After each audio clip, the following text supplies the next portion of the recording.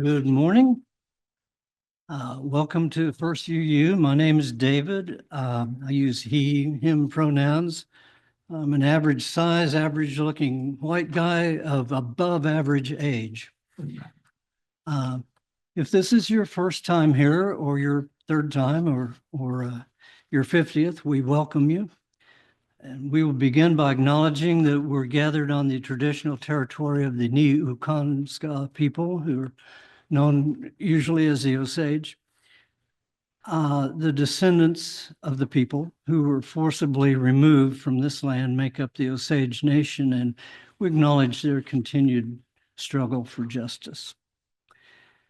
We'll have the chalice lighting now, and the chalice lighter from the sanctuary is Michael.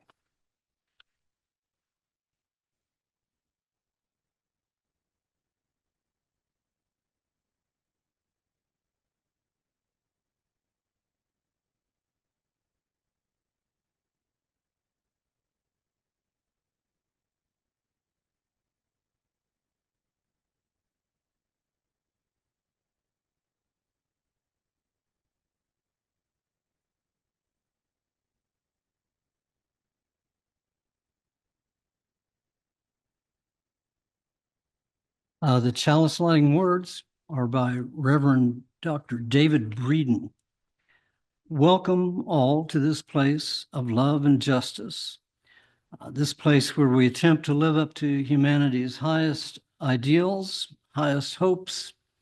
Do we fail? Yes, we do, often. Do we try again? Yes, we do, always. Because we are people looking out for each other, all others, and the planet. Welcome all to this place of love and justice, to this gathering where the sacred and the holy are being together.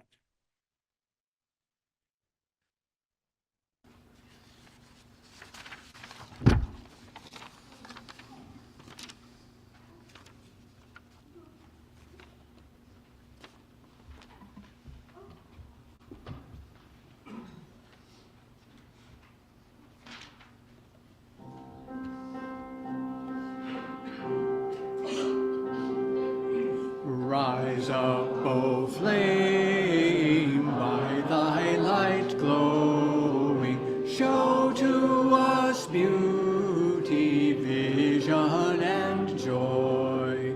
Rise up, O flame, by thy light glowing, show to us beauty, vision, and joy.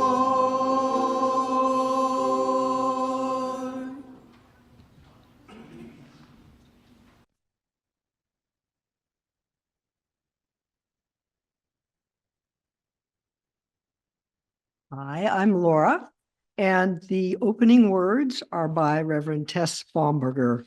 She wrote Beatitudes for Church Leaders in honor of how inclusion and welcoming takes all of us, and with a spirit of thanksgiving for all of those who have a part in making it so. Blessed are those who arrive early and open the church doors, that much may be opened for them. Blessed are the greeters and all who practice hospitality, that they find kind welcome wherever they go. Blessed are those who nurture and guide our children and youth, that they in turn be nurtured and guided. Blessed are those who plan and lead worship, that they deepen spiritually. Blessed are all who bring art and music to our church life, that they live in harmony and beauty. Blessed are the AV specialists, that they find meaningful connections. Blessed are those who manage finances and pay the bills. They shall be called stewards of the church. Blessed are the coffee makers and food sharers, that they be nourished. Blessed are our elected leaders, that they find and practice wisdom. Blessed are community committee members, that their time and devotion be rewarded. Blessed are those who lead small groups, that their kindness be returned. Blessed are those who care for people in need, that their own needs be met. Blessed are those who work toward justice, that fairness may one day flourish. Blessed are those who care for our building, that they shall find good shelter.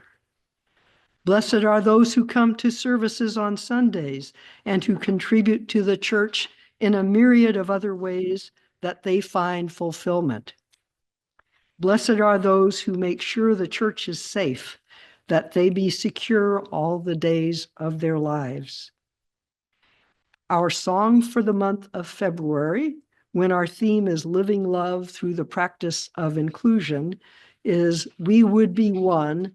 It's number 318 in the gray hymnal, and the words will be on the screen.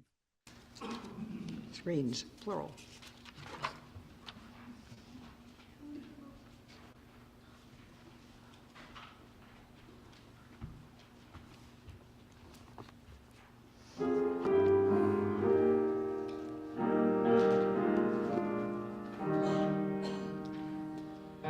We would be one, as now we join in singing our hymn of love, to pledge ourselves anew to that high cause of greater understanding of who we are and what in us is true.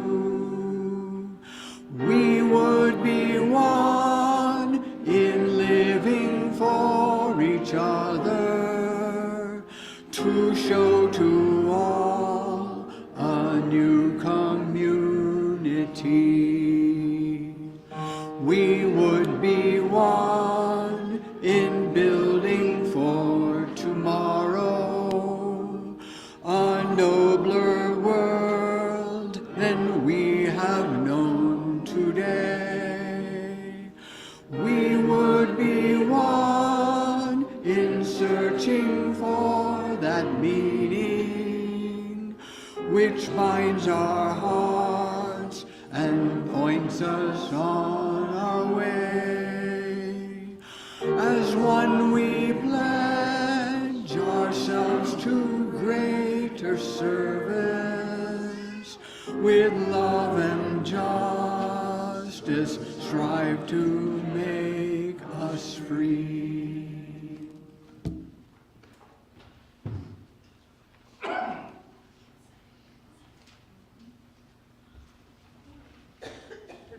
Good morning. My name is Anna. My pronouns are she, her. I'm a white woman in her late 30s, wearing a nice pink fuzzy jacket today and jeans. We're on our second week of exploring the practice of inclusion. And today we're exploring our theme through the lens of stories. You see, oftentimes we are told or hear only parts of a story or only one side of a story. That does not mean the other sides or the other stories should be left out. In fact, leaving out stories has a way of harming us all. So with that in mind, I want to share a special wisdom tale called Milk and Sugar, a Persian folk tale.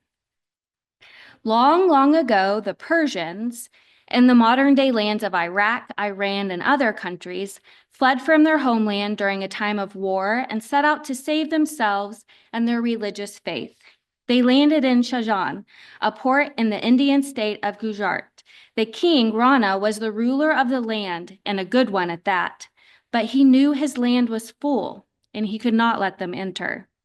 The king and his court went to meet the Persians when they landed, but found they did not speak the same language. So to welcome the strangers and communicate that the land was already filled with people to the brim, he sent them a full glass of milk. The king pointed to it as a way of saying that the land was full and couldn't accommodate the strangers. The Zoroastrian priests immediately got the message, and since they were peace-loving religious people, they wanted to send back a message that they would make the land and community richer and more prosperous through their good values, knowledge, and hard work. So the priest dissolved sugar in the glass of milk. His message was clear: like sugar and milk, our presence in your country will sweeten your lives.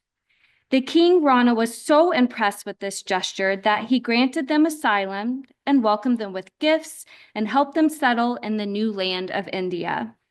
The priests thus settled and assimilated, blended in India like sugar in the milk. In our world today, we often hear the story that refugees and immigrants should be turned away and left out. But what I loved about this story is that it reminds us what happens when we include the other side of the story. The story lifts up how including a refugee population and welcoming them in is a gift to everyone and can, in fact, make a community stronger.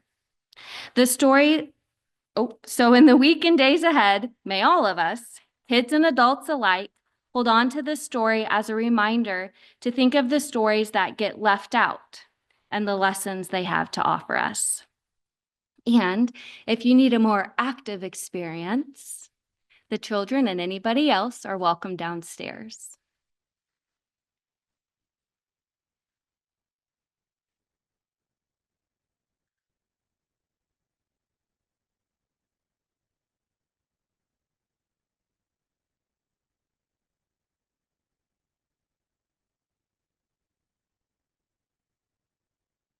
Hello, my name is Lynn Schlunz, and I am a medium height, medium size, unfortunately no longer medium age female, and wearing pink because it's the month of love. This week in UU history, on February 12th, 1809, Charles Darwin was born in Shrewsbury, England. He was descended from Unitarian families on both sides. In his youth, he attended Unitarian Church in Shrewsbury. Darwin's early training was for the church, but his interest was in the natural sciences. From 1831 to 1836, Darwin sailed as the official naturalist aboard the HMS Beagle. He published several works on his geological and zoological discoveries. In 1859, The Origin of Species by Means of Natural Selection, published with Alfred Russel Wallace. Origin of the Species was hailed as the most important concept in modern society. It was an epoch-making work, defended and attacked violently to this day. Darwin died in 1882.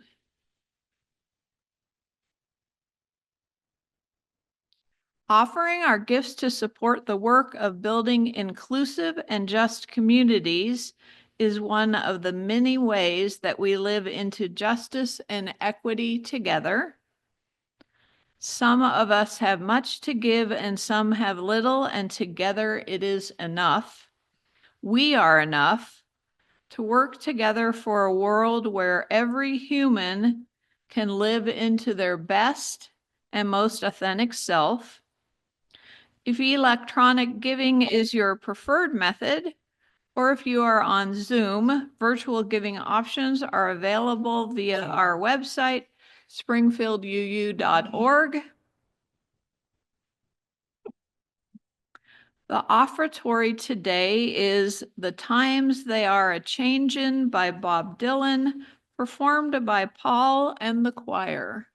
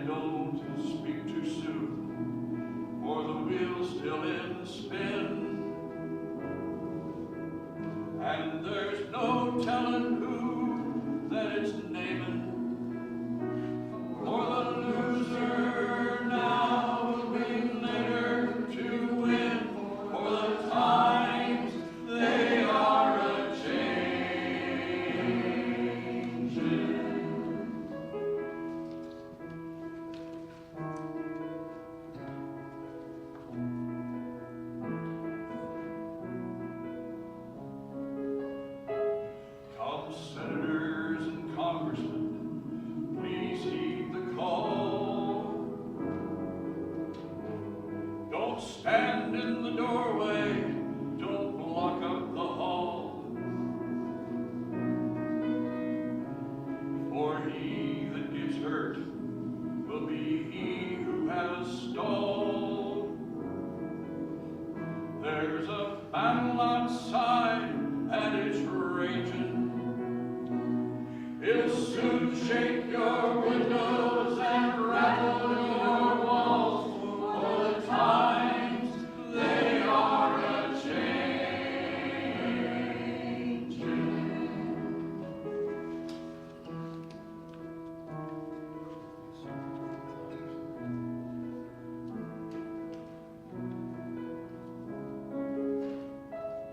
Come, mothers and fathers, throughout the land.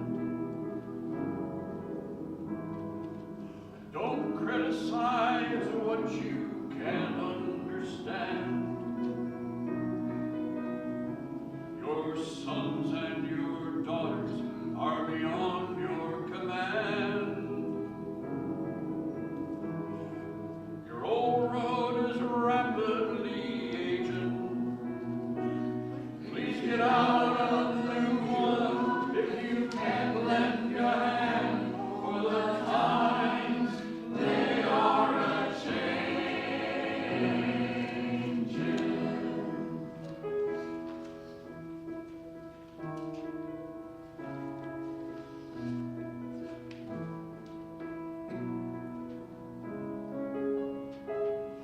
The mind is strong, the curse is cast. The slow ones now will later be fast, as the present now will later be past.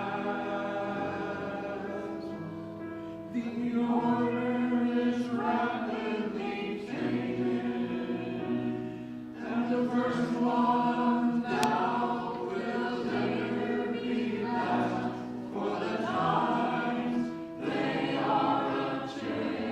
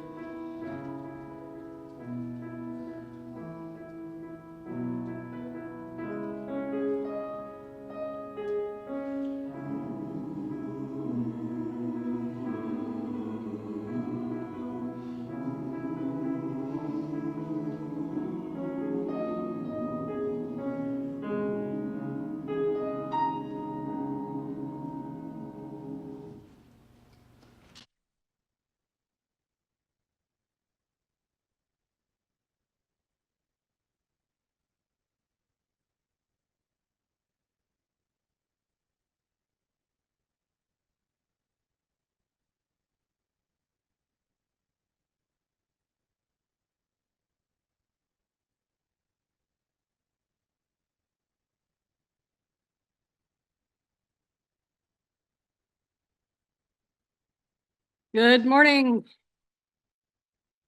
I am Reverend Michelle Scott Huffman. My pronouns are she, her. I'm the minister here at First UU. I am a middle-aged woman with short, spiky, salt and pepper hair, wearing navy pants and a maroon sweater today. Today's message is the cost of exclusion. I could start this message with any number of god-awful stories of exclusion, destruction, disrespect, and fear that have been lived out in these United States in the last few weeks, but I won't. That's actually next week's topic. In reality, it's all too fresh and raw and painful right now to string together any words that might be helpful in any way. Even so, today's topic is exclusion. So I'll start with a story of exclusion that feels like there might have been an appropriate amount of time for healing and processing since it occurred. So in the year 325 of the Common Era, at the Council of Nicaea, the doctrine of the Trinity emerged as orthodox. And alternative ways of understanding the relationship between God and Jesus came to be considered heretical.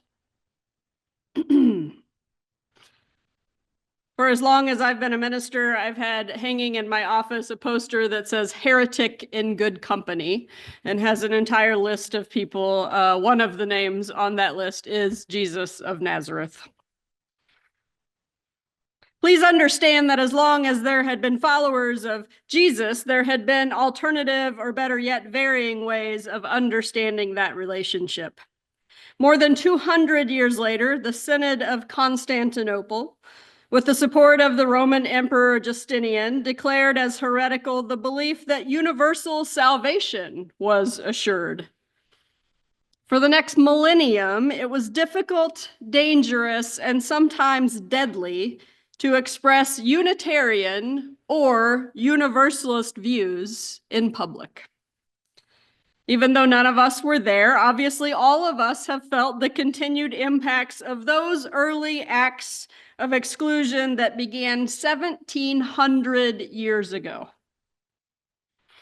Now, you may be wondering, with all the blatant acts of exclusion all around us in 2025, why do I need to reach back 1,700 years in our history to recount this one? And my response is that it's probably the only act of exclusion that was targeted at every person in this room. Think about that for a moment. It's the only act of exclusion that we all have in common. You see, in this room, physical and virtual, hello, Zoom friends, we are sometimes white and people of color. We are trans, non-binary, cisgendered.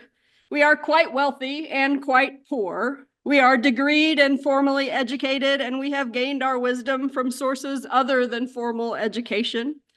We are young and old, and at every stage of life in between. We are lifelong UUs and those who have found this faith after journeys through other traditions or no tradition at all.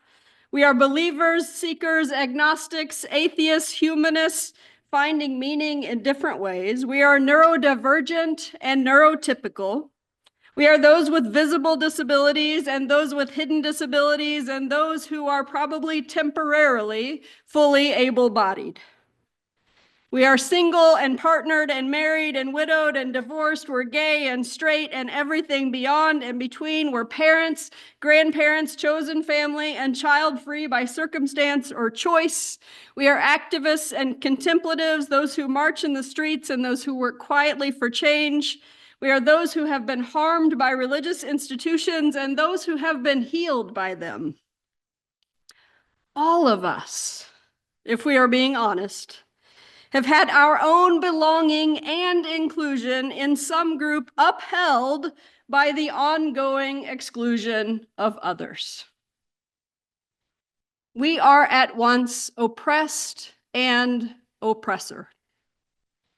And if that raises your hackles and puts you on the defensive, I'm sorry. But recognizing the cost of exclusion requires us to recognize ourselves as the excluder sometimes. And because there is no one basis for exclusion that we all have in common other than that of Unitarian Universalism or liberal theology, I start there with our shared experience of being excluded. Because in reality, it's much easier for our brains to wrap around our own exclusion than our own exclusiveness. So think with me for a moment about the cost of our exclusion, or that of people who have a more open orientation to theology and theism than some of those who have been the gatekeepers of the religious landscape here and in the places from which we came. The costs of religious exclusion are often framed in terms of the harm done to those who are marginalized, but those who engage in exclusion or are a part of exclusive religious systems also pay a price. Here are just some of the ways that exclusion harms the excluders. spiritual and moral erosion in the form of diminished compassion. When a religious community builds walls instead of bridges, it stifles its ability to practice true empathy and love. These words were actually spoken in this country in the last 2 weeks. The sin of empathy. People holding that viewpoint are being harmed by that viewpoint, whether they can realize that or not. More spiritual and moral erosion comes at the hands of fear-based faith. Exclusion often breeds a religion based on fear or of difference, of change, of divine punishment, rather than one rooted in love and justice. A loss of integrity. A faith that preaches love while practicing exclusion creates deep moral contradictions, eroding the credibility of its teachings. A loss of diversity and growth. There's intellectual stagnation when we surround ourselves only with the people who believe what we believe. We get stuck in our silos and we start to think that the things we hear the most must be the things that are true because nobody's saying anything different. Missed gifts and talents. When certain voices are silenced, the community loses wisdom, leadership, and creativity that could have enriched its spiritual and communal life. And there are psychological and social consequences, increased anxiety and guilt.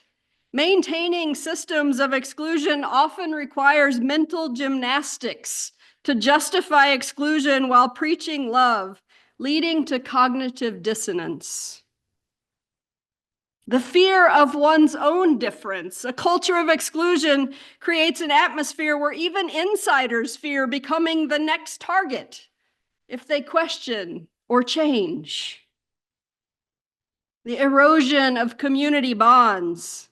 Exclusion breeds suspicion, division, and a lack of trust within religious groups as people live in fear of crossing invisible boundaries, maybe the ones they didn't know about, the ones that they didn't know got changed, or the ones that they haven't been around long enough to learn. And then there is the historical and cultural decline. The historical reckoning that comes over time.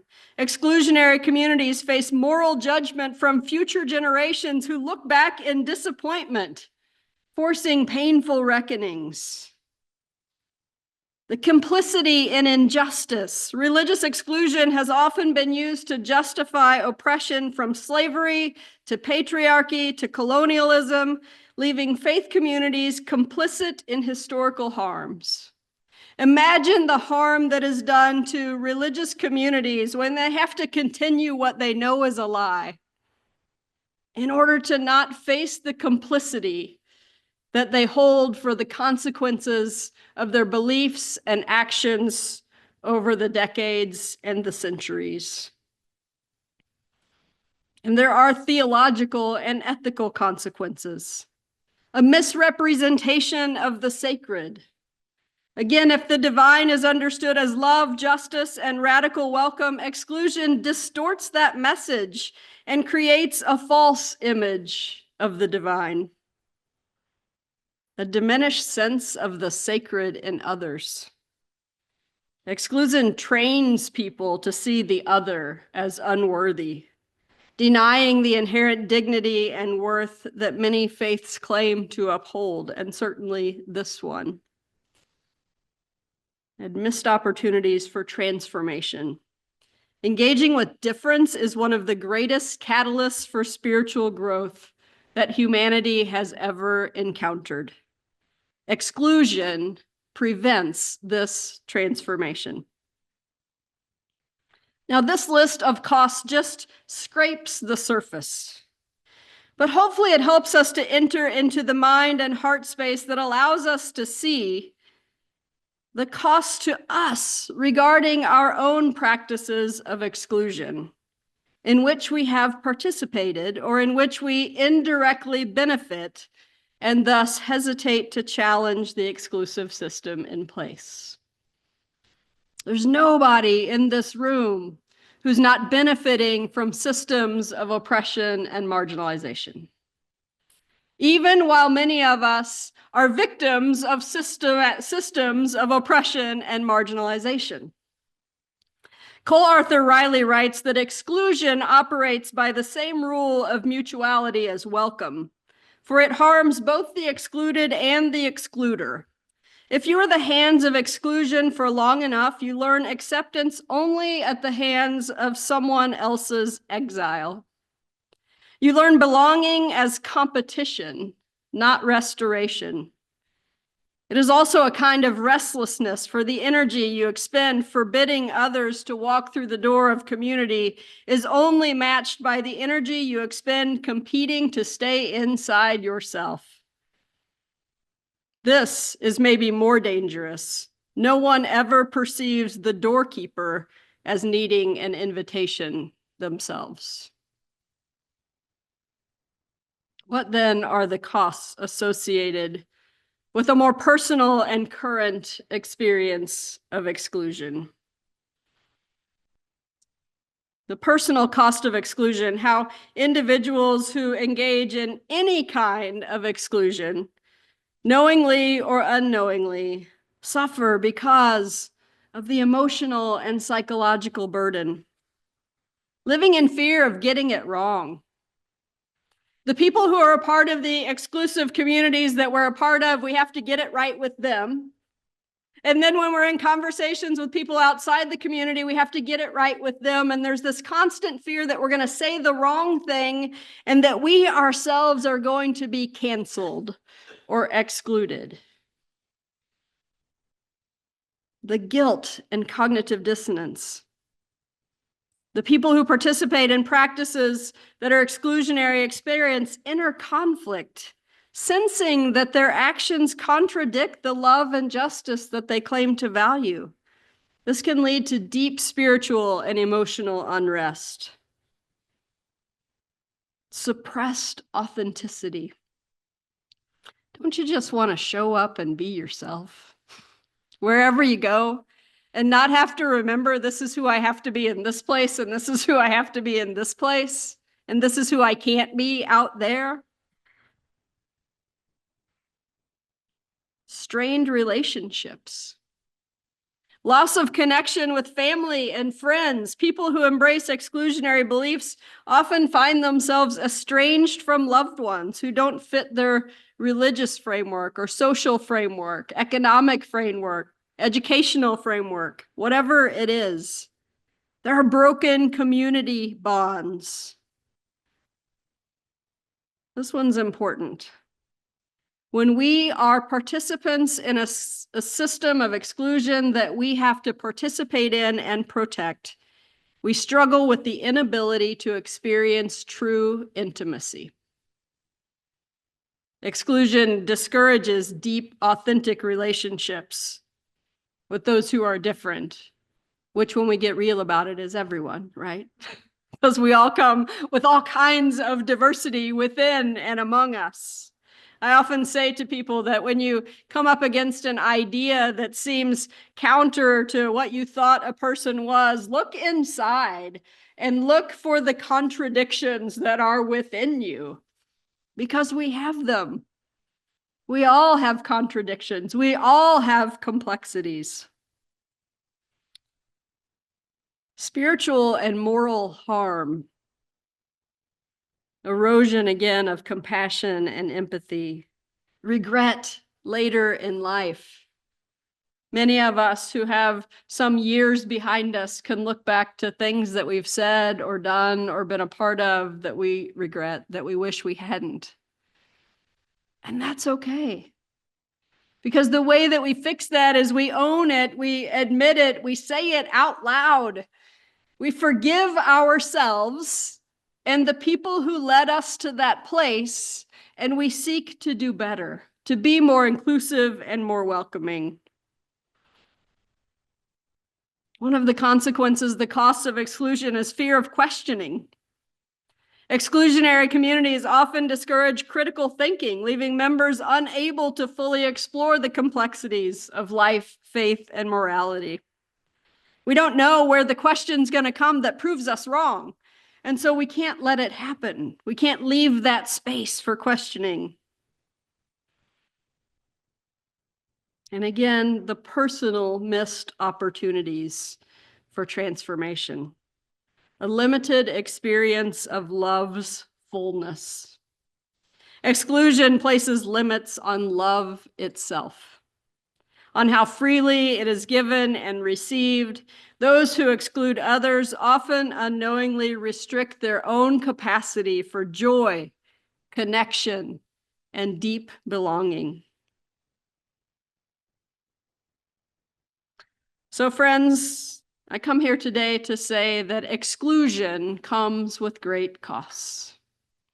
Most of us have felt the costs of being on the excluded side, but we haven't allowed ourselves to feel the cost of being the excluder. And let's not kid ourselves to think that anyone in this room has not been an excluder in some way.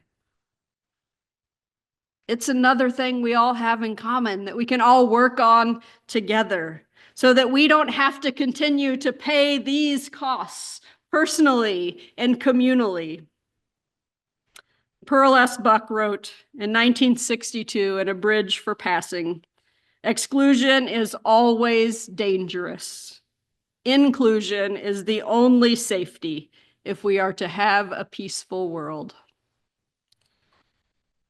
Throughout time, religion has been a favorite tool of exclusion. And we are here together today because we hope to challenge that narrative. We're not at the coffee shop, we're not at the library. We're here in this liberal religious space because we believe that religion can be a tool for something different than what it has.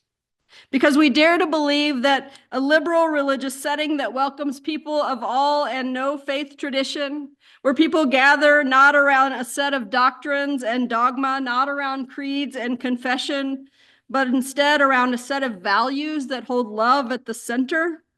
We dare to believe that gathering in that way, we can make a dent in the weaponization of religion and redirect this tool to its highest good, the support of personal and communal meaning-making that cultivates empathy, compassion, peace, and justice, transforming us as we seek to transform a hurting world. May it be so. Blessed be, and amen.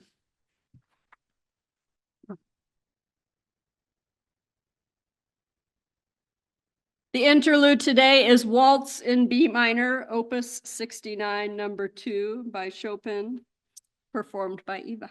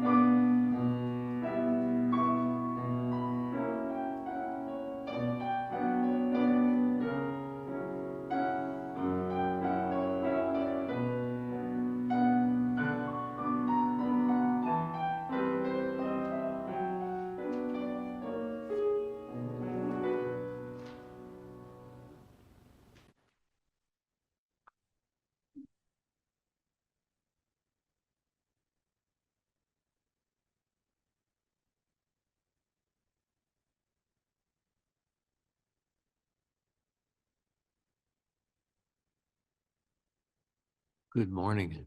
I'm Mark. Was this picking up my voice? Can you hear me? All right. I'm Mark McGinn. I'm a elderly gent who's shrunk a little over the years. But today I'm happily wearing Kansas City Chief red. Red shoes, red sweater, red noggin. That's a joy. My nouns of pronoun are comrade, he and him.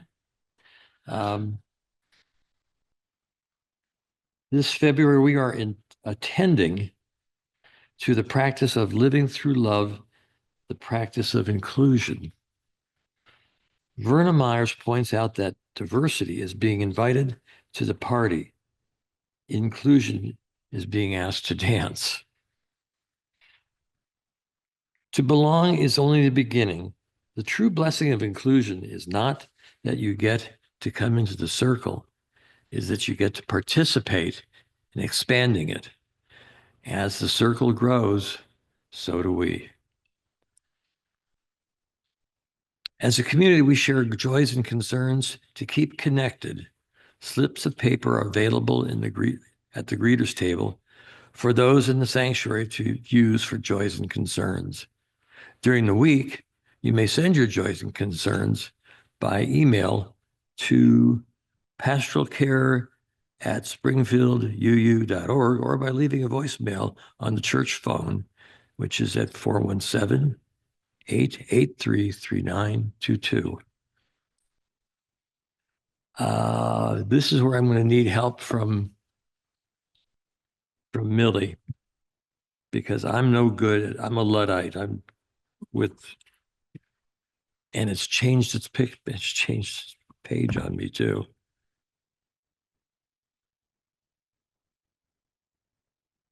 This is inclusion.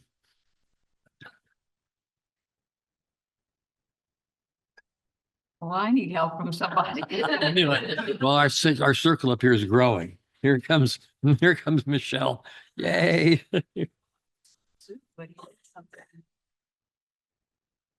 Oh, he found it. Oh, how'd you? Yeah.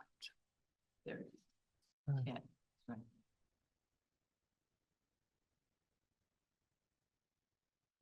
These, yeah.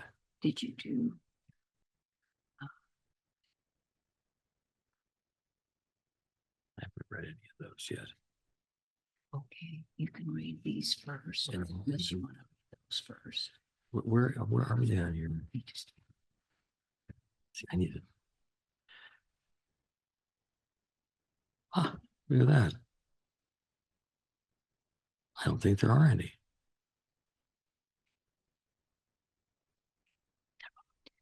There aren't any. Well, after all that, I have to announce that there aren't any from Zoom.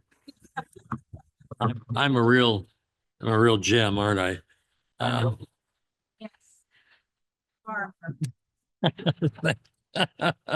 Was that my wife speaking? Pause. Oh, I'm not reading my directions about myself. All these joins and concerns will be included in the members' email on this coming Tuesday. We honor each joy or concern with a lighted candle, a symbol of the love we as a community offer to each other, to each of us, of these joys and concerns. This morning, our lighter is Michael. To begin with, we hold in love all of us, those present and those absent. We light a candle for our church community. We have a couple of joys and concerns. This first one is from, I believe, I can't read it. I'm sorry. Is it Kimmy?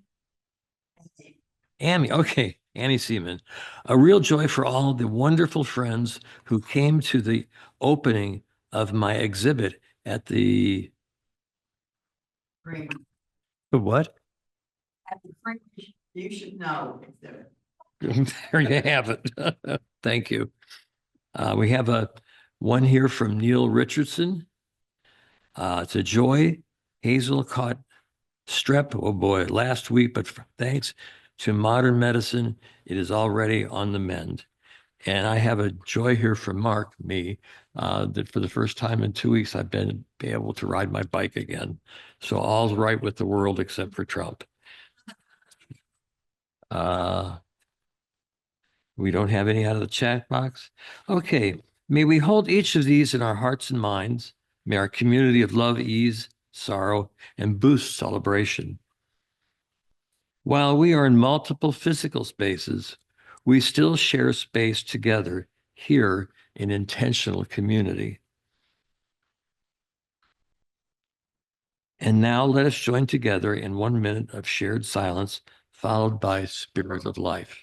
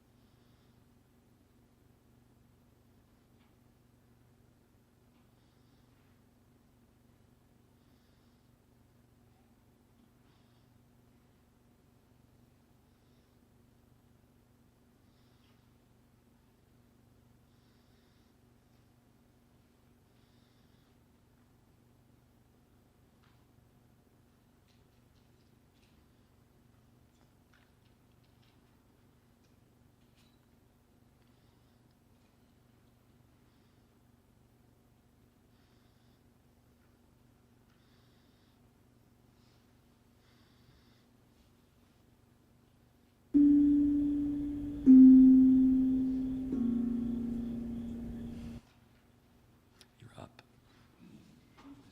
We're going to sing now. I know. I'm going to sit down. Okay. Where I belong.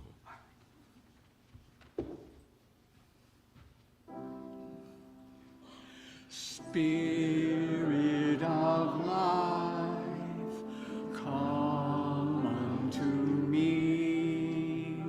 Sing in my heart all the stirrings of compassion. Blow in the wind, rise in the sea, move in the hand, giving life the shape of justice. Roots hold me close, wings set me free. Spirit of life, come to me, come to me.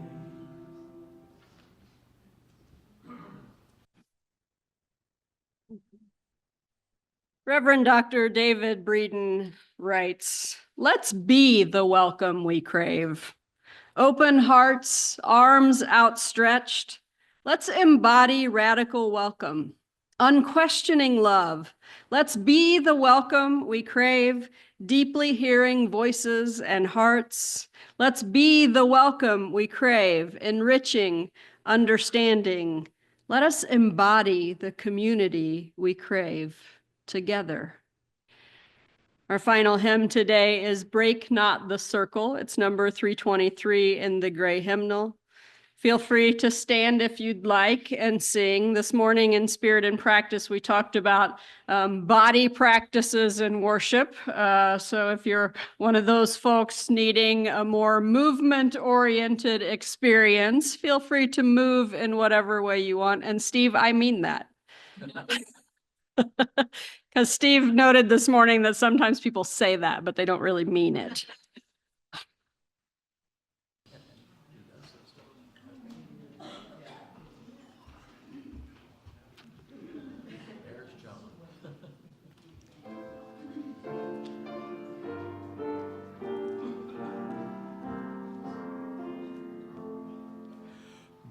Break not the circle of enabling love, where people grow forgiven and forgiving. Break not that circle, make it wider still, till it includes, embraces all the living. Come wonder at this love that comes to life, where words of freedom are with humor spoken, and people give no score of wrong and right, but now that moment bonds remain unbroken. Join then the movement of the love that frees, till people of whatever race or nation will truly be themselves, stand on their feet, see eye to eye with laughter and elation.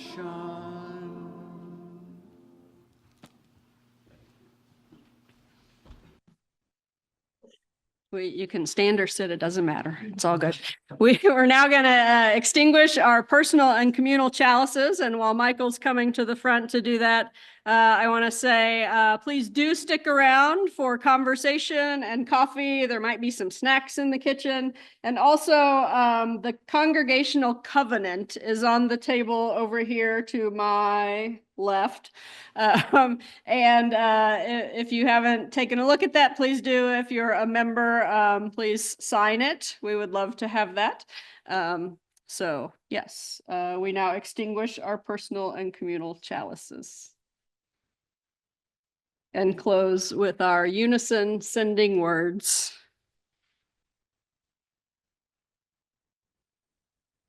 Our service here is ending. Our service to the world begins anew. Go in peace.